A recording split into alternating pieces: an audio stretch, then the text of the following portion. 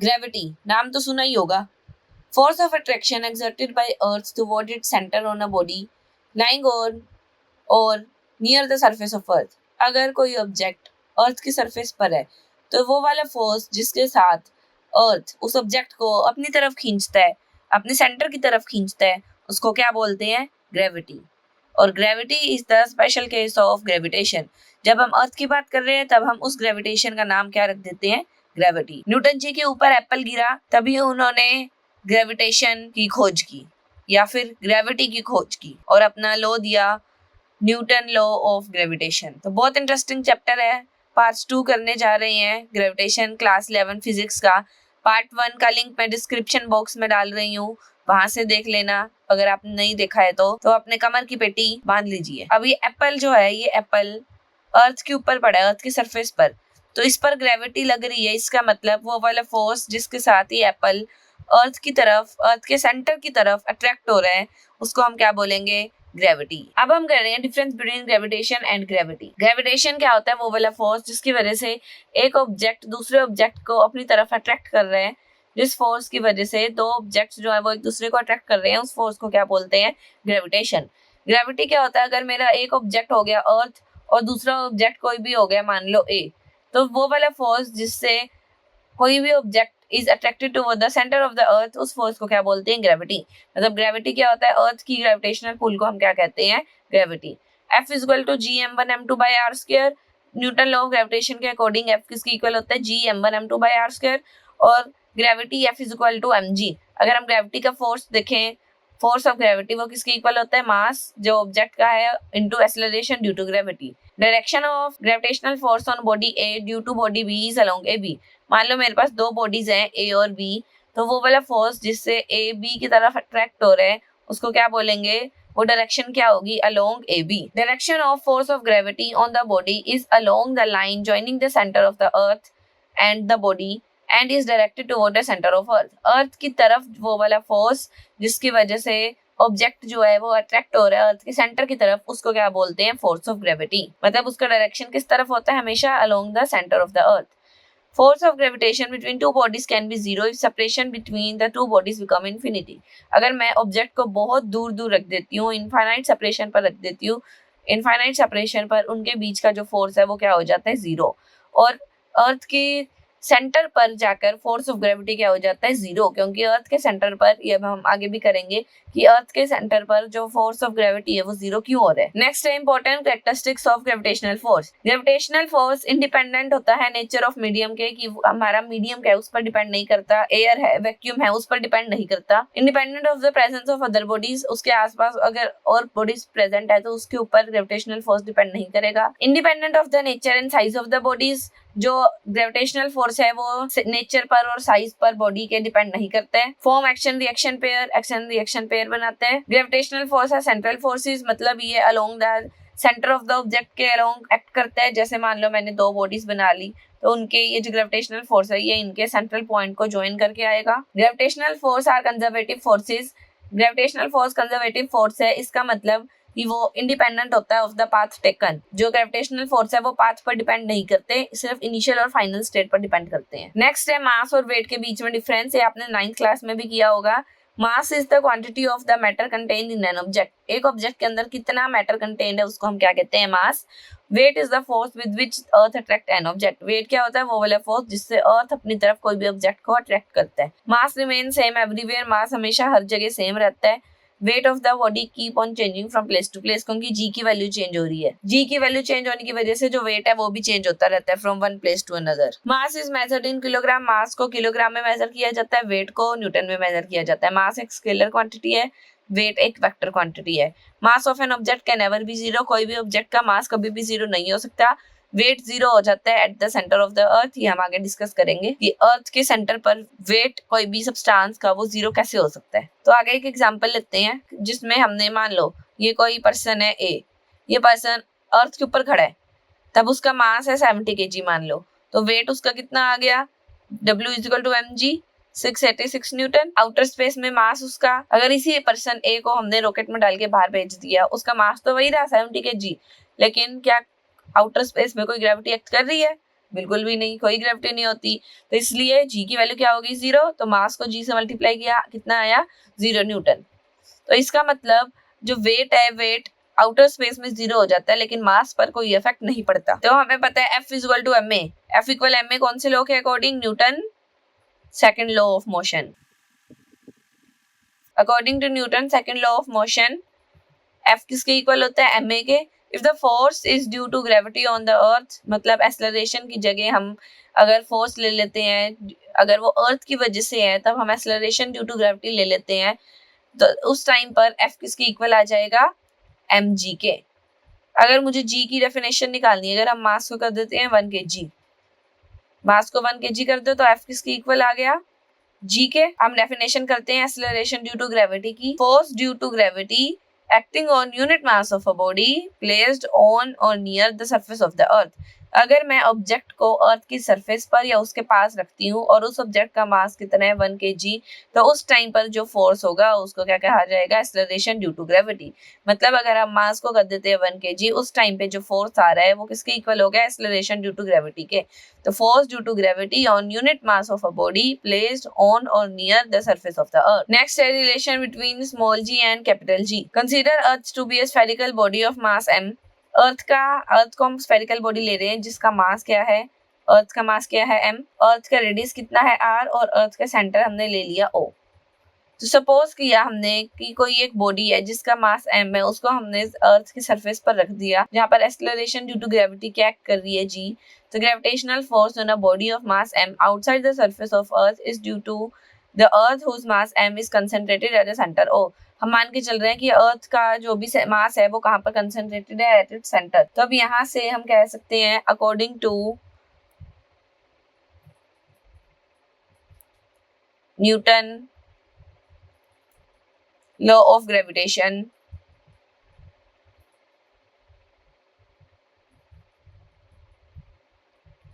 According to Newton law of gravitation, अब हम pen का कलर चेंज कर लेते हैं। According to Newton law of gravitation F किसके इक्वल होगा? G m1 m2 by r square. और यहीं से फ्रॉम ग्रेविटी पुल F किसके इक्वल होगा? mg के। तो अब हमने रिलेशन निकालना है स्मॉल g और कैपिटल G में। हमने दो इक्वेशंस लिख ली। अब इन दोनों इक्वेशन की लेफ्ट साइड सेम है तो इनको इक्वेट कर लेते हैं।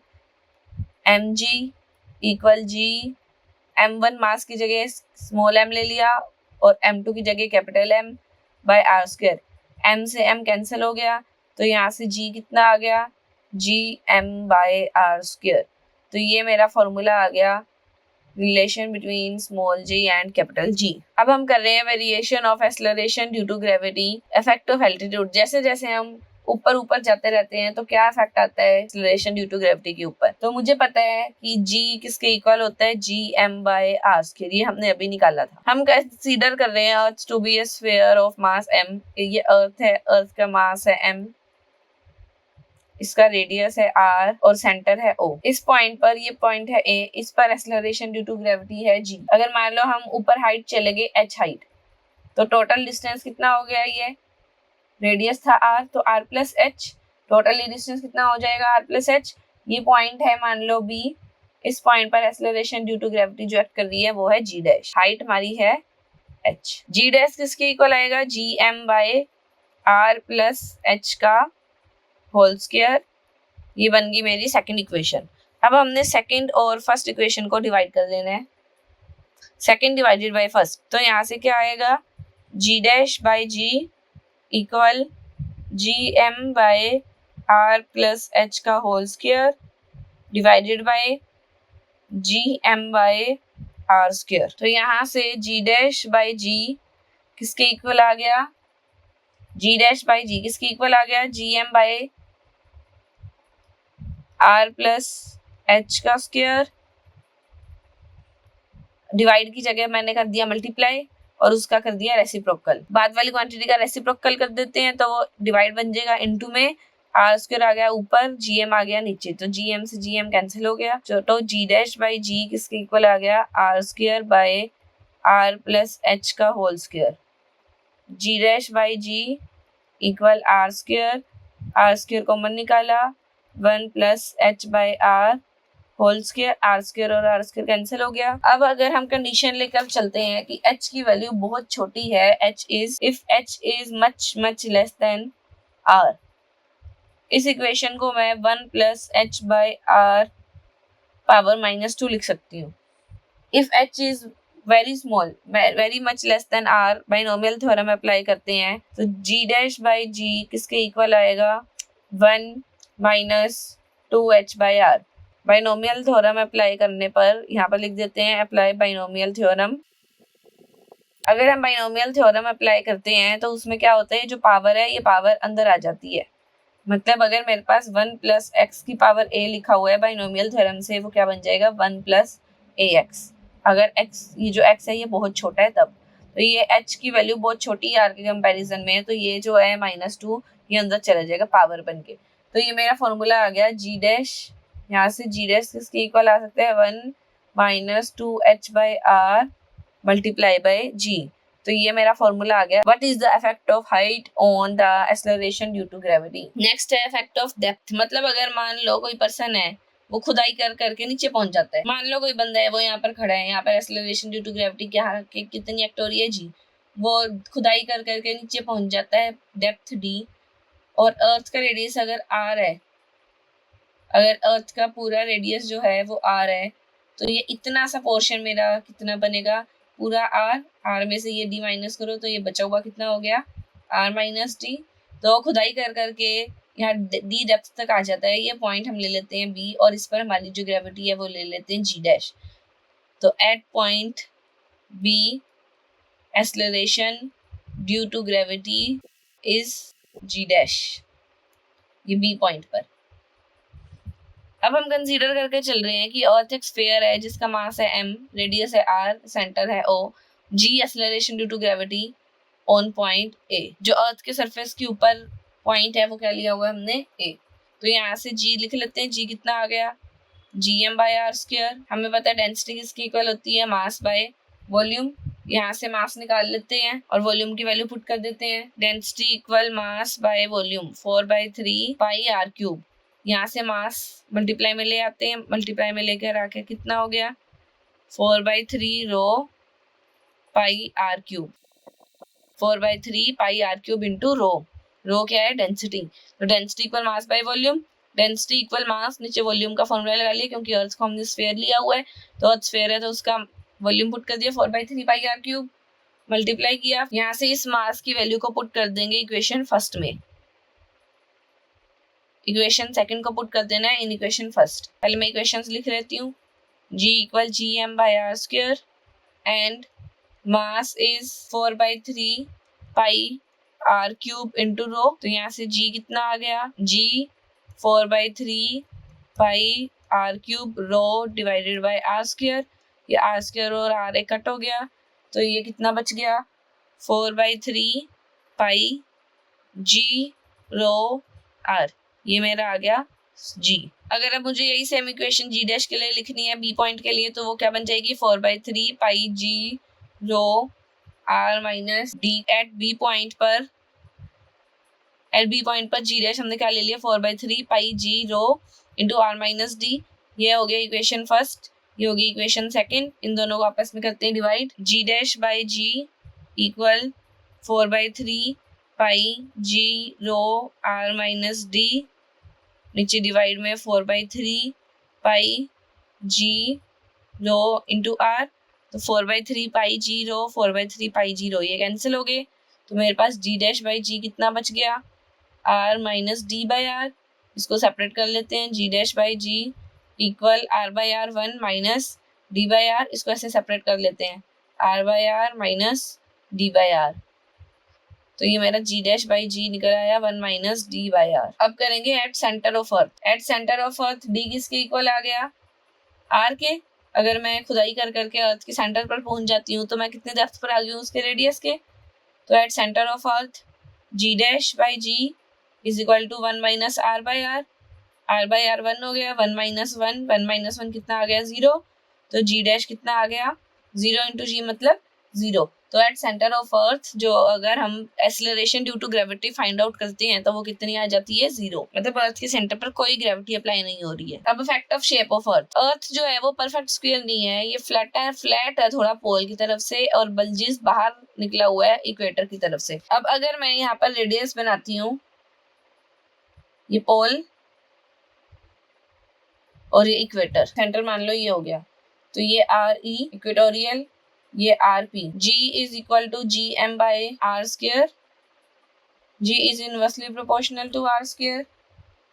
इक्वेटोरियल जो रेडियस होगा वो बड़ा है एज कम्पेयर टू पोल के ऊपर जो रेडियस है उससे। अब जी जो है आर के इनवर्सली प्रोपोर्शनल है, ये हमें देखने से ही पता चल रहा है। आर ई वाला जो डिस्टेंस है वो ज्यादा है एज कम्पेयर टू जो डिस्टेंस आर पी का है उससे।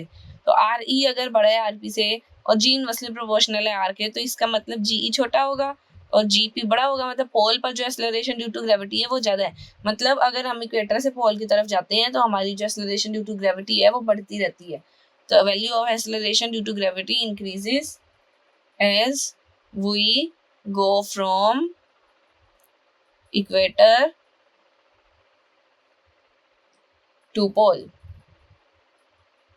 अब नेक्स्ट न्यूमेरिकल करते हैं। How much above the surface of earth does the acceleration due to gravity reduces by 36% of its value on the surface of earth. Radius of earth हमें दिया हुआ है 6400 किलोमीटर। अब उन्होंने बोला है जी डिक्रीजेस बाय 36%, तो मेरा जी डैश कितना रह गया 100 माइनस 36 मतलब 64%। जी डैश कितना आ गया 64 बाय 100 जी। तो जी डैश को लिख सकते हैं R square by R plus H का square into g. G dash की वैल्यू कितनी आ गई 64 by 100 equal R by R plus H का स्क्वायर जी। 64% ऑफ जी था, जी से जी कैंसिल आउट हो गए, स्क्वायर था रूट ले लिया। 8/10 equal R by R plus h, cross multiply किया 8r plus 8h equal 10r। 8r उधर माइनस में ले जाओ, 10r minus 8r, 8h equal 2r। यहाँ से h आ गया 2r/8 या फिर r/4। तो h की वैल्यू कितनी आ गई 6.4 इंटू 10 की पावर 6 नीचे 4, तो ये कितना बन गया 1.6 इंटू 10 की पावर 6 मीटर। तो ये हाइट आ गई। इस हाइट पर अगर हम जाते हैं तब जो एक्सेलरेशन ड्यू टू ग्रेविटी है वो 36% से कम हो जाती है। अब हम कर लेते हैं graph between G dash and R. Earth के सरफेस के ऊपर जो ग्रेविटी है वो मैक्सिमम होती है, जैसे जैसे डेप्थ इंक्रीज होती है वैसे वैसे acceleration due to gravity decrease होती रहती है और अल्टीमेटली जब अर्थ का सेंटर आता है तो ग्रेविटी कितनी हो जाती है 0।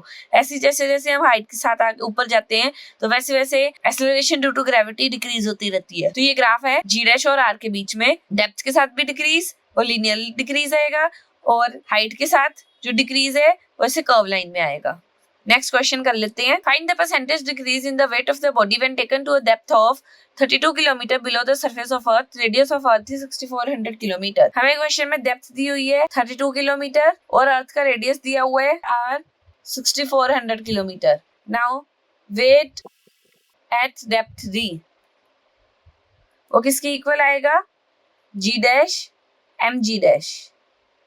वेट एट डेप्थ d किसके इक्वल आएगा mg डैश की, और g डैश की वैल्यू पुट कर देते हैं mg1 माइनस d/r, ये हमने पहले निकाली थी। अब मुझे निकालना है परसेंटेज डिक्रीज इन वेट।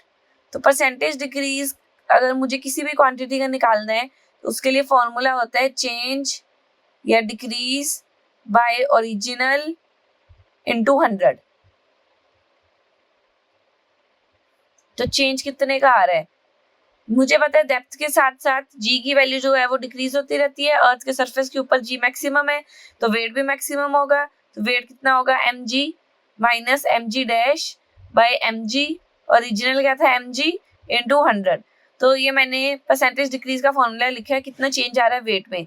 चेंज हमेशा क्या होगा, चेंज हमेशा होगा बड़ा माइनस छोटा।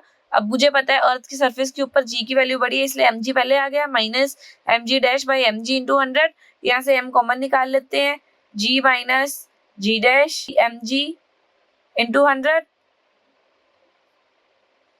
m से m कैंसिल हो गया तो ये बना g minus d dash by g into 100। अब मैं g डैश की वैल्यू पुट करूंगी, मैं यहाँ साइड पर कर रही हूँ। g डैश की वैल्यू पुट करते हैं, g minus g into 1 minus D by R, नीचे g इंटू 100।